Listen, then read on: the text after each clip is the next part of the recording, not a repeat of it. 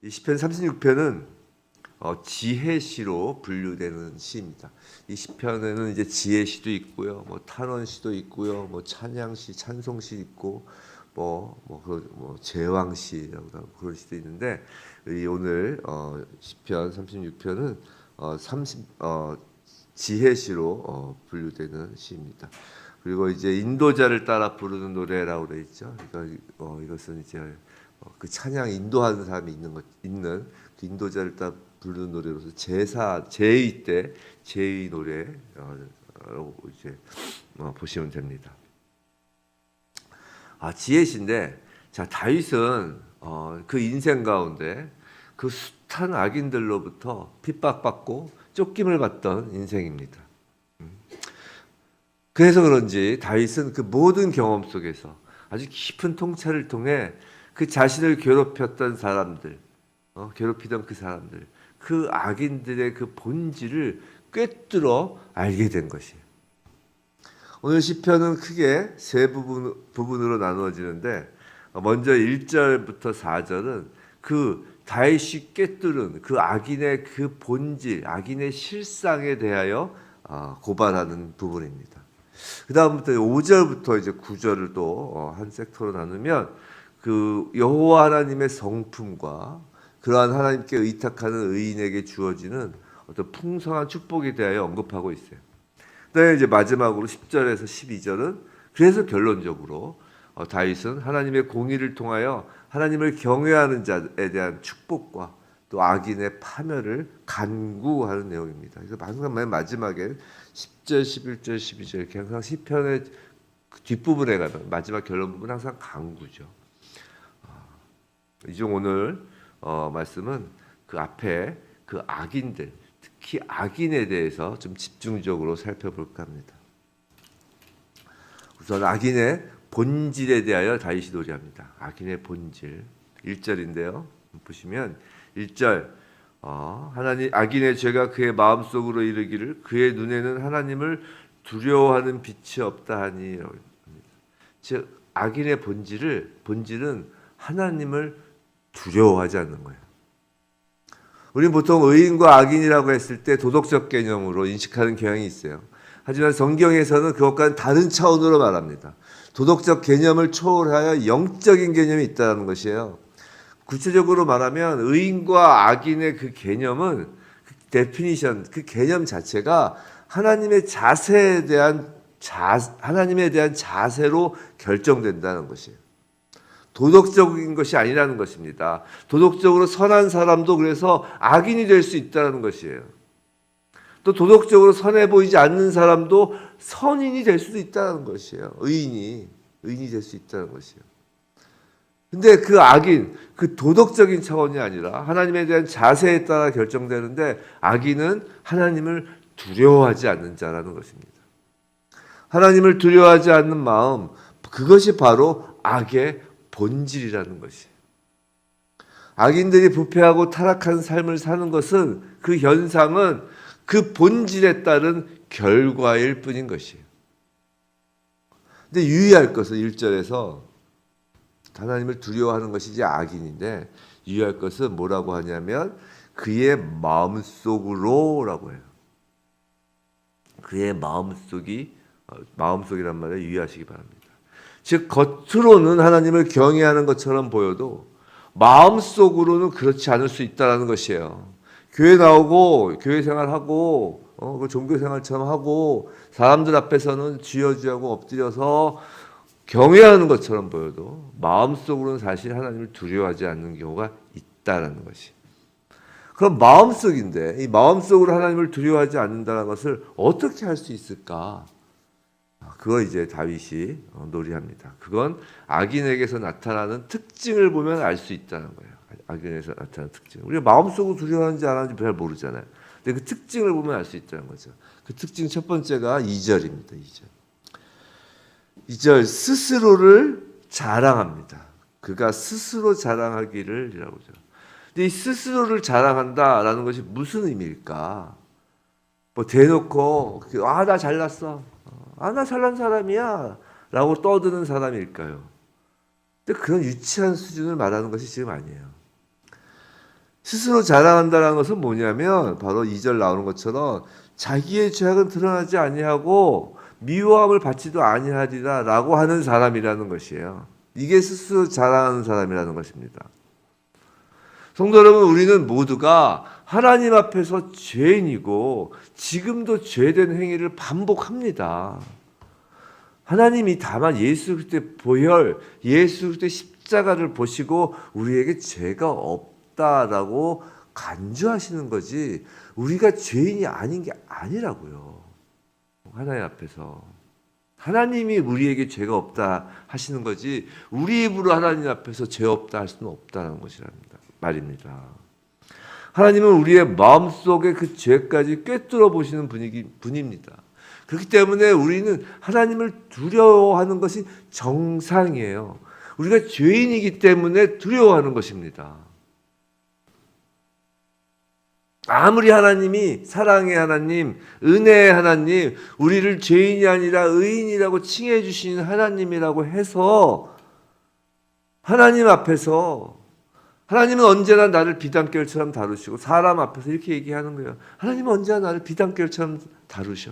그래서 나의 죄를 감춰주시고 아무런 징계도 하지 않아. 라고 말한다는 건 뭐냐면 난 매우 하나님이 특별히 나만 사랑해. 나만 사랑해. 분명히 성경에 말했습니다. 하나님은 사랑하는 자녀에게 채찍을 가하신다고요. 징계하신다고요. 징계하지 않으면 자녀가 아니라고 그랬어요.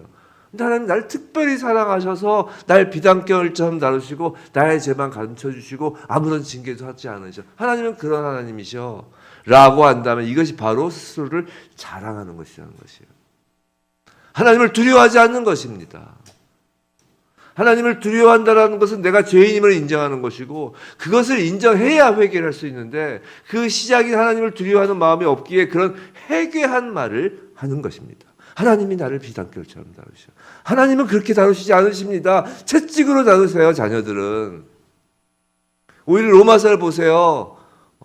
하나님의 진노, 이 땅의 진노는 놔두십니다. 내버려 두시면 내버려 두시면. 하나님의 자녀가 아닌 자들은 내버려 두신다고요. 그냥. 비단결처럼 다루시는 게 아니라 내버려 두신 거라고요. 비단결처럼 다루시긴 뭘 비단결처럼 다루세요. 내버려 두신 거지. 그 자가 악인입니다. 두 번째 특징은 악인의 그 하나님을 두려워하지 않는 마음인지 어떻게 하냐면 3절 지혜가 없습니다. 지혜가. 잠언 9장 10절에 유명한 이런 말이 있죠. 여호와를 경외하는 것이 지혜의 근본이요 거룩하신 자를 아는 것이 명철이니라 라고 하죠. 즉 하나님을 두려워하는 것에서 지혜가 시작되는 거예요. 지혜의 시작점은 하나님을 두려워하는 것입니다. 지혜라는 것은 성경적 의미에서 하나님을 아는 거예요. 하나님을 아는 것은 두려움에서 시작된다는 것이에요. 성도 여러분. 근데 악인은 하나님을 두려워하지 않기 때문에 지혜가 있을 수 없어요. 그래서 하나님을 알 수가 없는 거예요. 겉으로만 하는 거예요. 겉으로만. 3절에서 그래서 선행을 못한다. 선행을 그쳤다고 그러죠. 그런 지혜와 즉 하나님을 아는 것과 선행을 그친 거예요. 선행이라는 것은 여기서 말하는 건 단순히 착한 행동이 아니에요. 착한 행실이 아니라고요. 성경에서의 선이란 하나님의 능력과 신성을 의미하는 말이에요. 즉 하나님의 모습을 하나님의 그 능력과 신성을 드러내는 것 그것의 임재 그것이 선행이에요. 하나님의 모습을 드러내는 것이 선행이라고요. 착한 행동이 선행이 아니라 나 잘났다고 나의 인격을 드러내는 착한 행동이 선행이 아니라 하나님을 드러내는 것이 선행이에요. 근데 하나님을 두려워하지 않고 하나님을 모르니 하나님을 드러낼 수 없는 것이 당연한 것이 원천적으로 불가능한 거예요. 물론 겉으로는 착한 행동, 착한 말을 할 수는 있어요. 구제도 할 수 있고요. 헌금도 많이 할 수 있고요.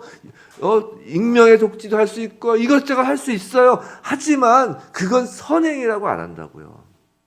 그냥 착한 행동이에요. 도덕적으로 말이죠. 도덕적으로. 오늘 도덕적으로 악인을 얘기하는 게 아니라고 했잖아요. 악인을. 그럼 착한 행동, 착한 말 남들보다 더 많이 할 수도 있어요. 세상에 그런 행동 참으로 많습니다. 예수 안 믿어도. 하지만 하나님을 두려워하지 않으면서 하는 그런 행동, 그런 말은 3절에서 뭐라고요? 죄악과 속임이라는 거예요. 그 속임엔 자기 자신까지 포함돼요. 자기가 착한 행동을 했기 때문에 하나님을 잘 믿는 사람이라 속이는 거예요. 두려워하지 않는다면. 외식에 불과한 거죠. 본질이 바뀌지 않았기 때문입니다.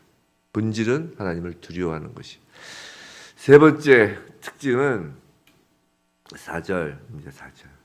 죄악을 꾀하는 죄. 죄악을 꾀하는 것. 여기서 침상에서 죄악을 꾀한다고 하죠. 침상에서 죄악을 꾀한다는 것은 늘 악한 계획을 생각한다는 것이에요. 우리는 노아 홍수가 있기 전 사람의 상태에 관해서 성경이 뭐라고 했는지 잘 알고 있습니다. 창세기 6장 5절인데 잘 아실 거예요. 창세기 6장 5절. 여호와께서 사람의 죄악이 세상에 가득함과 그의 마음으로 생각하는 모든 계획이 항상 악할 뿐임을 보시고라고 했어요. 이게 노아 홍수 전에 인간의 상태예요. 마음으로 생각하는 모든 계획이 항상 악할 뿐이에요. 바로 이런 상태의 사람이 악인인 것이에요. 침상에서 죄악을 꾀한다는 게 바로 이런 의미인 거예요. 하나님을 마음속에 하나님을 두려워하지 않기 때문에, 이 마음속에 하나님이 두려움이 없기 때문에 이 마음으로 생각하는 모든 계획이 항상 악할 뿐인 것이. 그래서 주야로 죄악을 꾀하는 거예요. 근데 4절에서 뭐라고 하냐면 침상에서 죄악을 꾀하며 스스로 악한 길에 서고 스스로 악을 거절하지 아니하는도다라고 합니다. 이 스스로라는 단어에 주의해야 돼요. 악인에게는 변명이 통하지 않는다는 것입니다. 노아 홍수는 하나님 탓이 아니라는 것이에요. 바로 마음속에 하나님을 두려워하지 않는 심판받는 사람 스스로의 책임이라는 거예요. 자신의 탓이라는 것이에요. 스스로 악한 길에 섰다는 것이에요. 이처럼 다윗은 악인들의 본질과 특징을 영적 통찰력으로 노래합니다. 본질이 뭐라고 그랬죠? 하나님을 두려워하지 않는 것이. 이게 시작이에요. 악인의 시작. 마음속이기 때문에 이걸 어떻게 할 수 있냐고요? 2절, 3절, 4절 스스로를 자랑합니다. 3절 지혜가 없습니다. 4절 죄악을 꾀합니다. 다윗은 이렇게 악인을 이야기한 다음에 그 악인들에게 이제 살아계신 하나님이 누구신지를 증거하는 거예요. 그것이 5절부터 이제 7절까지 5절부터 7절. 자, 5절 보세요. 5절 보시면 주의 인자하심이 있습니다. 주의 진실하심이 있습니다. 6절 주님의 의로우심을 노래합니다. 그 다음에 그 다음에 7절이죠. 6절에서 하나님의 일하심을 얘기해요. 6절 주의 의는 하나님의 산들과 같고 하나님의 의를 얘기한 다음에 주의 일하심은 두 가지예요. 주의 심판은 큰 바다와 같고 또 여호와여 주는 사람과 짐승을 구하여 주시나이다. 즉 하나님의 일하심인 하나님의 심판과 구원을 노래합니다.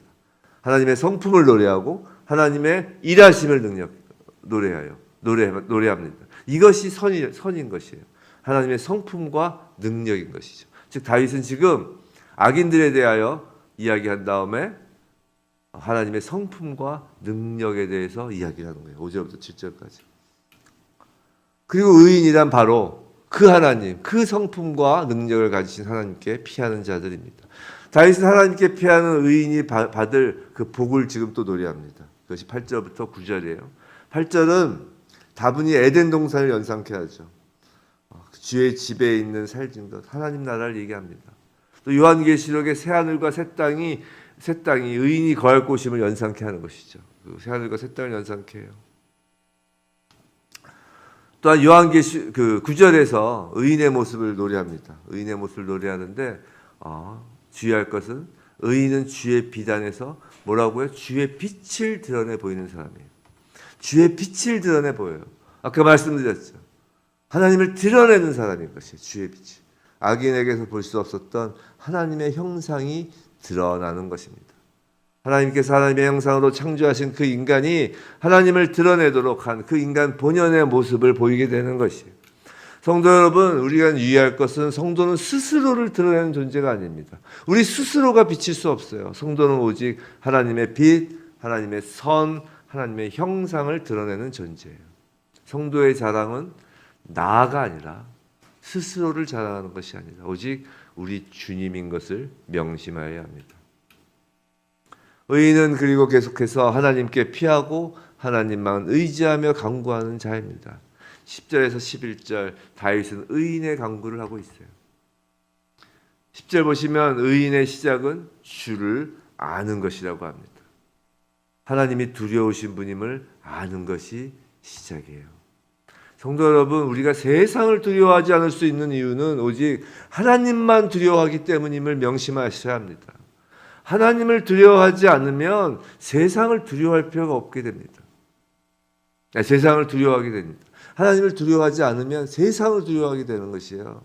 하나님을 두려워하여야 세상을 두려워하지 않을 수 있는 것이에요. 다윗은 하나님을 두려워하는 자, 하나님을 아는 자로서 지금 하나님께 나아가 마지막 간구를 하는 것이에요. 야고보서 5장 16절에 이런 말씀이 있어요. 의인의 간구는 역사하는 힘이 큼이니라 라고 하였습니다. 성도 여러분, 부디 하나님을 두려워하는 의인으로서 우리가 간구할 때 주의 공의가 베풀어지고 오늘 그 10절, 11절, 12절 그 간구처럼 주의 공의가 베풀어지고 우리가 간구할 때 악인들의 손과 발이 우리를 해치지 못하기를 주님의 이름으로 축원합니다. 의인의 간구는 역사하는 힘이 큽니다. 이 말씀 믿으시고 우리가 간구할 때 하나님을 두려워하며 하나님께 간구할 때 악인들의 손과 발이 우리를 해치지 못하기를 주님의 이름으로 축원합니다.